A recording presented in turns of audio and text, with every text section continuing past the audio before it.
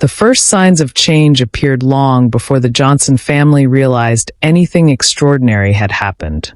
It began subtly, quiet gestures, unexpected discipline, new habits that felt oddly mature for children so young. When the family returned to their suburban home in Oregon after 6 months in the Philippines, neighbors immediately noticed something different about the two Johnson kids, Ethan and Lily. They stood straighter, spoke more respectfully, and seemed unusually calm for children who used to sprint through the streets like unleashed rockets. Their parents, Mark and Hannah, knew something had happened, but they didn't yet understand how deeply the experience had shaped their children. The family had traveled to the Philippines for what they assumed would be a simple sabbatical: sun, beaches, and a break from the fast-paced American routine. What they encountered instead was a culture that challenged everything they thought they knew about raising children. What they witnessed, especially in the small communities of Batangas and Laguna, would shift their family forever and shock the entire town once they returned home. The transformation truly began on the first week in a quiet barangay outside Lipa City. The Johnsons expected a typical vacation environment: resorts, convenience stores, and smooth tourist paths. Instead, they arrived to the sound of roosters crowing at sunrise and children sweeping their yards before breakfast. It was the neighborhood's rhythm that startled the family most. Kids barely older than Ethan and Lily were already helping their parents cook rice, fetch water, and prepare school uniforms. No complaints. No negotiations. Just quiet efficiency paired with cheerful humility. Ethan, who used to argue about loading the dishwasher back home, watched with wide eyes as a boy his age folded laundry with precision his parents had never seen. Lily observed girls braiding their younger siblings' hair gently while chatting about schoolwork. The Johnson children didn't realize it yet, but something inside them was shifting.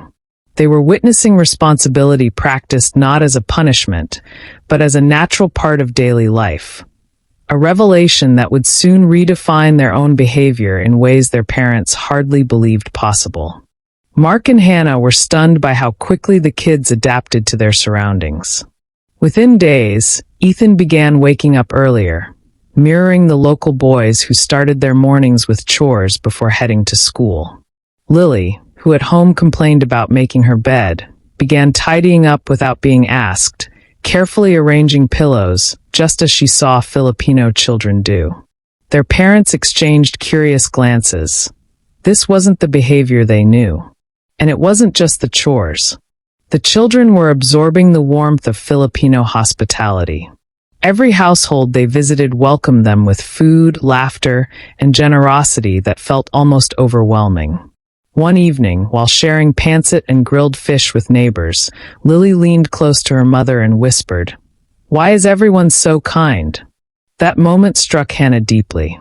In America, kindness was often scheduled or selective. Here, it flowed effortlessly. The Johnsons didn't yet realize it, but the seeds of transformation were being planted through simple daily interactions, reshaping their children from the inside out. The turning point arrived unexpectedly one Saturday afternoon during a community cleanup activity. The barangay captain invited the Johnsons to join, assuming they would watch politely from the sidelines. But before Mark or Hannah could respond, Ethan grabbed a broom from a nearby pile and started sweeping the basketball court with the other boys. Lily followed, picking up litter with a group of older teens. Mark was speechless. Back home, convincing Ethan to clean his room required 3 reminders and sometimes negotiations involving video game time. Yet here he was, working with genuine enthusiasm, laughing with new friends as if the task were a privilege. Even Lily, normally delicate about dirt, didn't hesitate to get her hands messy. The community cleanup wasn't a chore to them. It was inclusion, belonging, purpose. For the first time, Mark and Hannah realized their children weren't just adapting. They were being shaped by something far more profound. A sense of collective responsibility that no parenting book had ever taught them. One evening, during a brownout that blanketed the barangay in darkness, something happened that would leave the deepest imprint of all. With no electricity, families gathered outside their homes, enjoying the cool breeze, talking, singing, and sharing stories. Children played tag under the moonlight, their laughter carrying across the quiet streets. Ethan and Lily joined in as if they'd lived there all their lives. When the games ended, neighbors sat together on plastic chairs, illuminated by candles and cell phone flashlights. Mark and Hannah watched in awe as their kids settled among the local children, listening with fascination to stories of Filipino legends and ghost tales. What struck the Johnsons most was how everyone remained joyful despite the outage. No complaints, no frustration, just togetherness. Lily whispered, "Mom, they're happy even without lights." That comment echoed in Hannah's mind long after the electricity returned. The simplicity of Filipino life, its resilience, warmth, and ability to find joy in the ordinary, had begun rewiring their children's understanding of happiness. Daily routines in the Philippines became subtle lessons in gratitude. Trips to the Paylink introduced the children to vendors who woke before dawn, workers who smiled through long days under the heat, and farmers who spoke proudly of their harvests despite modest earnings. The Johnson kids observed how people treated each other, with respect, humor, and sincerity, even in challenging circumstances. They watched children share snacks without hesitation. Teenagers helped their elders carry groceries, and complete strangers exchanged polite greetings. Back home, the social environment had felt more fragmented, hurried, transactional. Here, everything felt connected. One day, as they walked through the wet market, Lily tugged on Mark's shirt and asked if she could help carry their vegetables. That simple act would have been unthinkable just weeks before. Mark smiled, realizing the cultural shift wasn't temporary. It was becoming deeply rooted. The kids weren't just behaving differently. They were beginning to value the world through a new lens, one shaped by humility and interconnectedness. School days brought even more transformation. Ethan and Lily were invited to sit in during a class at a local public school, and the experience left them astonished. The classroom was small, with worn chairs and a simple chalkboard, yet the atmosphere buzzed with enthusiasm. Students greeted their teacher with synchronized courtesy, smiling brightly despite the heat. They shared textbooks, borrowed pencils, and helped one another solve math problems with an eagerness the Johnson parents had seldom seen in American schools. When recess arrived, Ethan watched as kids played games that required imagination instead of expensive toys. Lily joined a group of girls practicing a traditional dance, her movements shy but excited. Later that evening, she approached her mother and asked why the students looked so happy even with less. Hannah had no immediate answer, but she knew the question revealed the depth of what their children were learning: resilience, creativity, and appreciation for what truly mattered.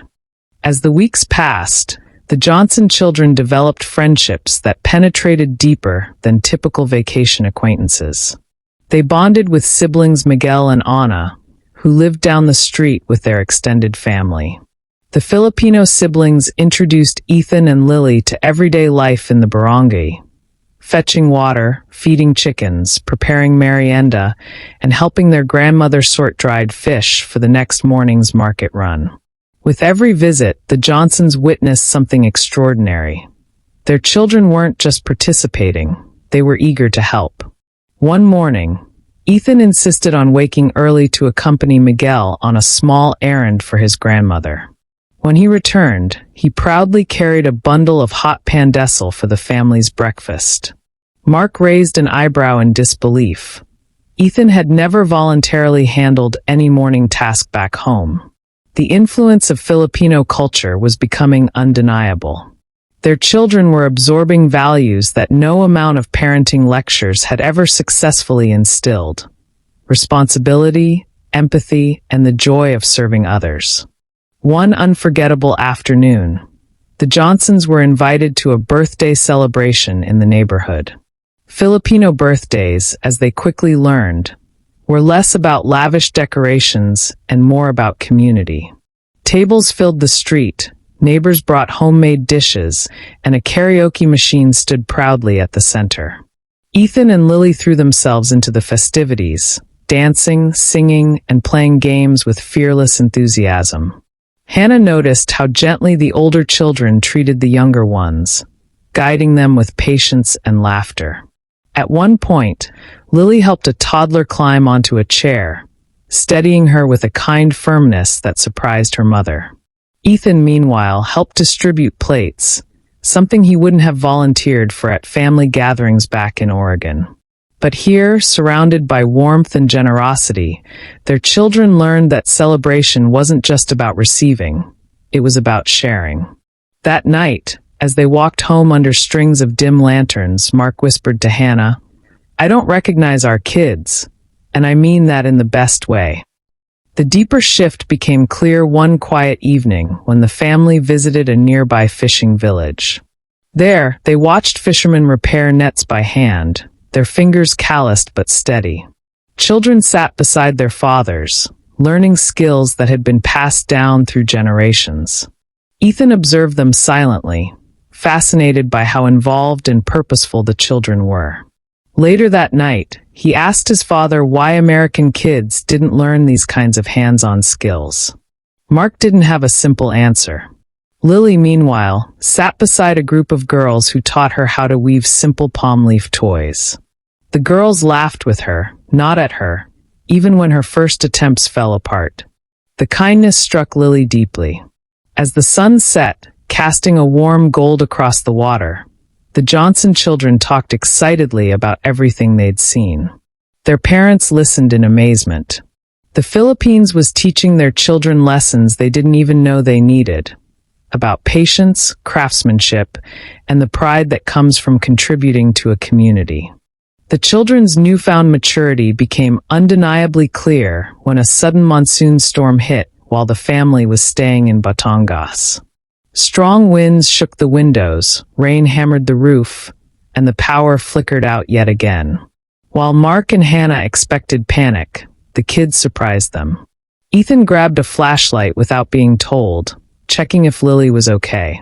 Lily calmly collected their things into one dry corner, copying what she had seen Filipino families do during heavy storms. When the neighbors invited them inside for safety, the children reassured their parents that everything would be fine. Inside the cramped living room, surrounded by chatter and laughter from people who refused to be frightened, something extraordinary happened. Ethan and Lily helped pass snacks, comforted younger kids, and acted with a surprising level of composure. Later, when the storm had passed, Hannah whispered to Mark, "They've learned courage, real courage." And she was right. The experience had taught their children how to respond to fear with grace, a lesson the Johnson parents themselves had rarely mastered. The next morning brought a calmness that felt almost symbolic. Neighbors worked together to sweep away fallen leaves, fix loosened roofing sheets, and check on elderly residents. Ethan eagerly joined Miguel in clearing a blocked drainage canal, while Lily helped Anna dry wet blankets in the sun. Watching their children blend into the community so naturally made Mark and Hannah question everything they thought they understood about childhood development. In America, independence was often seen as self-reliance. Here, independence grew from interdependence, from knowing you were part of something larger. Hannah felt a sting of emotion as she realized how much her children had benefited from being surrounded by a culture that valued cooperation over competition. The Philippines had stripped away distractions and given their kids something more meaningful than comfort, purpose. The change wasn't temporary. It was deep. And soon, their return home would reveal just how profoundly their children had been transformed. The final weeks of their stay unfolded with increasing emotional weight. Ethan and Lily began anticipating the needs of others without being asked, pouring water for guests, offering seats to elders, and helping serve food during gatherings. Mark and Hannah exchanged quiet glances each time, silently acknowledging how far their children had come. One afternoon, while walking through the barangay, Lily stopped to tie the shoelaces of a younger child she barely knew. Ethan held the hand of another kid crossing a puddle-filled path. Small gestures, yes, but powerful indicators of who they were becoming. The Johnsons had traveled to the Philippines to escape burnout, but instead, they discovered a culture that reshaped their family's values. They realized their children weren't learning from lectures or rules. They were learning from example, from a community that lived kindness daily. The impending end of their stay stirred an unexpected sadness. The kids weren't ready to leave, and truthfully, neither were their parents. The day before their departure, the barangay organized a small farewell merienda. Plates of pancit, turin, and puto filled the tables, and children gathered to bid farewell to Ethan and Lily. The Johnson kids tried to smile, but the sadness in their eyes betrayed them. Miguel handed Ethan a handmade bracelet, while Anna gave Lily a small woven purse she had crafted. The gifts were simple but carried tremendous emotional weight. When it was their turn to speak, Ethan surprised everyone. Voice trembling, he thanked the community for treating them like family. Lily followed, saying she had learned things she would never forget. The adults exchanged touched glances. The transformation of the American children had been witnessed by everyone. As the sun dipped into the horizon, casting a nostalgic glow over the gathering, the Johnsons realized something profound. They were leaving, but part of their children would remain forever tied to this place. Their return flight to Oregon felt heavier than expected. The moment they stepped into the quiet airport terminal back home, the contrast felt overwhelming. The familiar rush of busy travelers, the absence of spontaneous warmth, the organized but emotionally distant environment. It all felt different now. Ethan and Lily clung to the memories of the Philippines, and the shift in their behavior became evident immediately. Instead of running ahead, Ethan offered to help with the luggage. Lily stayed close to her mother, making sure her younger brother didn't get overwhelmed. When they arrived home, the children walked through the house with a quiet thoughtfulness Mark and Hannah had never seen. They noticed things differently: how large their rooms were, how many toys they had, how silent the neighborhood felt. But the biggest shock came days later, when the Johnsons realized the changes were not fading. They were strengthening. Within a week, the Johnson kids settled into their American routines, but with entirely new attitudes. Ethan established a habit of waking early to help set the table for breakfast, something unimaginable before their trip. Lily began organizing her room without being asked, folding clothes with the same care she had observed among her Filipino friends. Their parents watched silently, half expecting the behavior to be temporary. But it wasn't. The children asked fewer questions about what they could get and more about how they could help. When Hannah mentioned donating and used toys, Lily eagerly gathered a pile, saying she had too much anyway. Ethan did the same with books and games.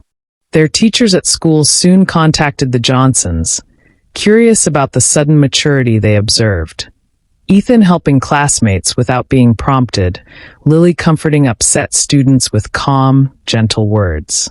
The Philippines had left its mark, and the world was beginning to notice.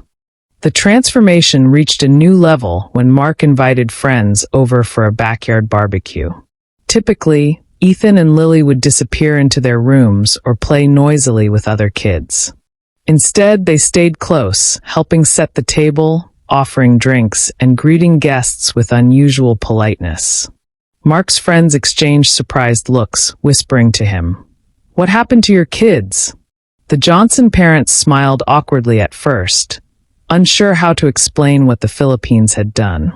As the evening went on, Lily helped a younger child open a juice box, while Ethan cleaned up spilled chips without hesitation. One guest pulled Hannah aside and asked if the children had gone through some sort of program or training. She laughed softly, shaking her head. "No," she replied. "They just lived around people who treated kindness like breathing." It was then that Mark and Hannah realized the depth of what their children had gained.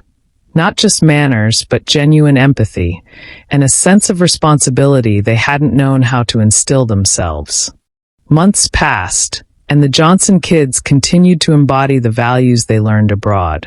At school, Ethan volunteered for group projects and encouraged classmates who struggled. Lily became known for her patience and willingness to help teachers clean up after activities. Their peers noticed, their teachers noticed, and soon their entire community knew something remarkable had transformed them. One day, after school, Lily overheard a classmate complaining loudly about not having the newest toy. She gently replied, "You don't need a lot to be happy." Hannah, who witnessed the exchange, felt her heart swell with pride and a twinge of guilt. She wondered how many lessons she had overlooked while rushing through daily life in America. The Philippines had slowed everything down, revealing values too often buried under convenience and comfort. Their children had internalized something priceless, gratitude. And gratitude was reshaping their identity from the inside out. Ethan's biggest transformation emerged unexpectedly during a school charity drive. The students were encouraged to raise donations for families affected by a natural disaster. While most children contributed a few dollars or simply passed along the flyer, Ethan took charge with surprising determination. He visited neighbors, explained the situation, and asked if they would be willing to help. He even created small handwritten notes encouraging kindness. When the charity drive ended, Ethan had raised more than anyone else in his grade. His teacher applauded him in front of the class, but Ethan simply said, "People in the Philippines taught me that helping each other is normal." That single sentence left the adults speechless. For Mark and Hannah, it was proof that the values their son had absorbed were firmly ingrained. Not performative, not temporary, but part of who he had become. The Philippines had awakened something in him the world desperately needed: initiative grounded in compassion. Lily's transformation reached its peak during a local community event. Families gathered for a neighborhood picnic, and while most kids ran off to play, Lily noticed an elderly woman struggling with her chair. Without hesitation, she rushed over to help, adjusting the seat and offering to bring her a drink. Adults watched in admiration as Lily continued assisting throughout the afternoon, handing out napkins, picking up trash, keeping younger children entertained. When Hannah smiled at her daughter later, Lily simply shrugged and said, "That's what people do in the Philippines." The simplicity of her answer struck Hannah deeply. It wasn't said to impress, it was said because she believed it. In that moment, Hannah realized their children had not simply changed behavior. They had adopted an entirely new worldview. A worldview that valued people above convenience, community above self, and kindness above everything else. As time passed, questions from friends and neighbors intensified. People wanted to know what program the Johnsons had enrolled their children in, what techniques they used, what discipline method caused such drastic improvement. Mark and Hannah always gave the same answer. They lived around people who valued respect and community more than anything else. Many parents were skeptical. How could a simple cultural experience create such profound change? But those who spent time with the Johnson children could not deny the evidence. Ethan and Lily radiated patience, humility, and empathy far beyond their years. Yet the biggest shock came when the family was invited to speak at a local parenting seminar. The organizers wanted them to share what had caused their children's transformation. Standing before the crowd, Mark looked nervous, but he spoke honestly. "We didn't teach our kids these things. The Philippines did." The audience fell silent, stunned by the sincerity of his words. The Johnsons' story soon circulated through local media, and they were invited to share their experience on a community talk show. The host expected a narrative about discipline techniques or educational strategies. Instead, she found herself listening to a heartfelt account of cultural humility, warmth, and resilience. Ethan and Lily sat modestly beside their parents, occasionally glancing at each other as clips of their time in the Philippines appeared on screen. When the host asked the children what they learned, Ethan replied, "To help without being asked." Lily added softly, "To be happy with less." The simplicity and sincerity of their answers struck the audience deeply.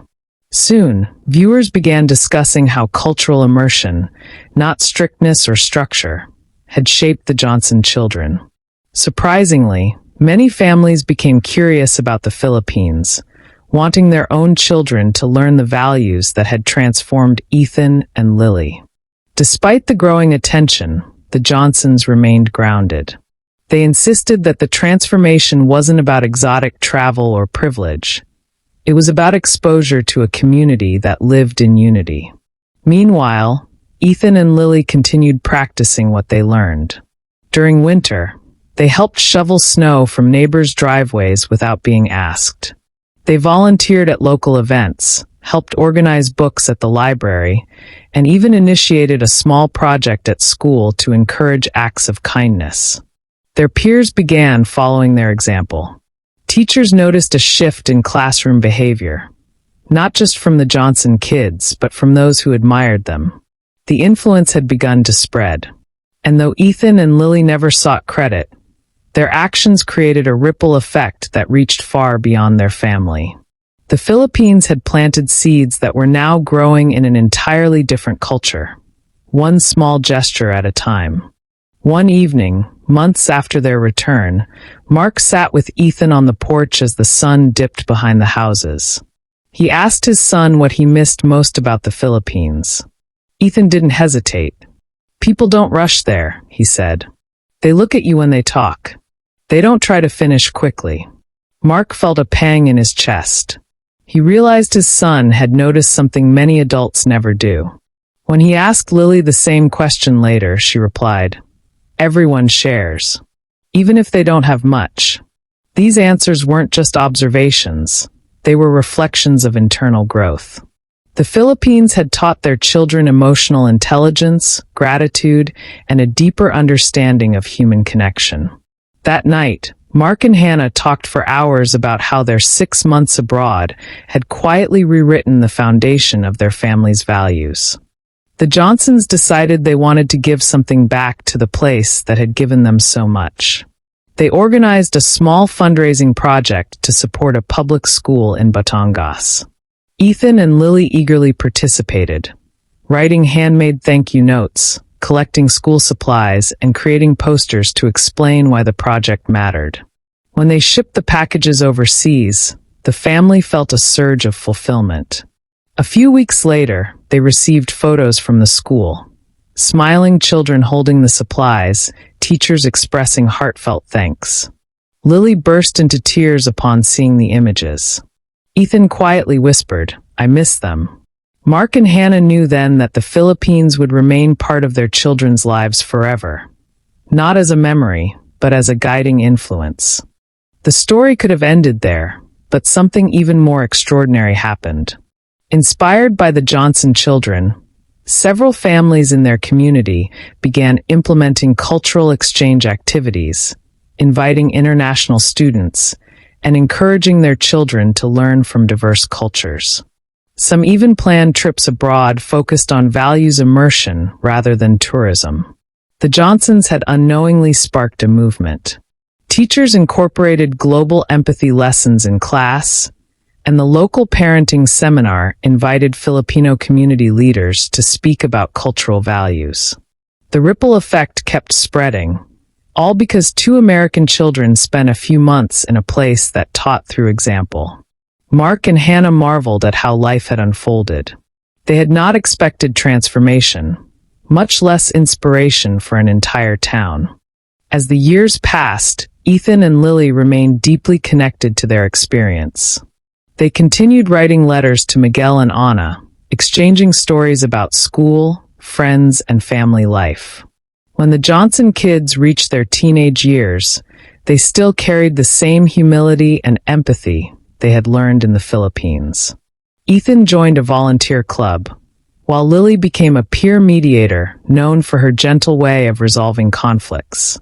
Their teachers often described them as old souls, a compliment Mark and Hannah credited entirely to their time abroad. Even as new challenges emerged, school pressure, social dynamics, teenage emotions, their foundation remained solid.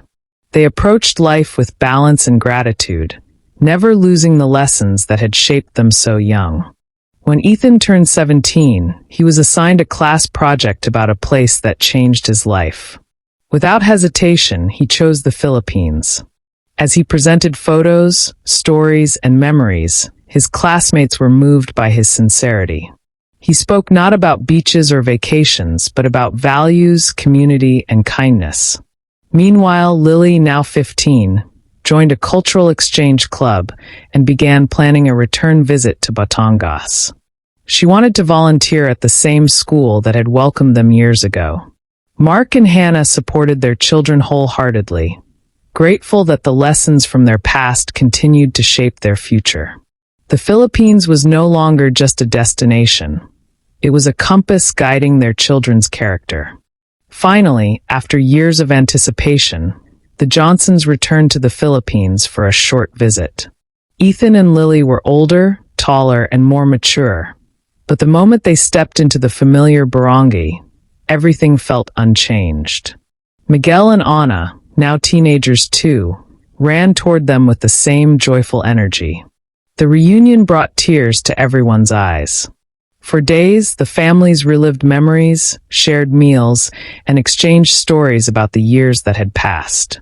Ethan and Lily helped with chores, joined community events, and reconnected with the rhythms of the place that had shaped their childhood. The locals welcomed them as if no time had passed.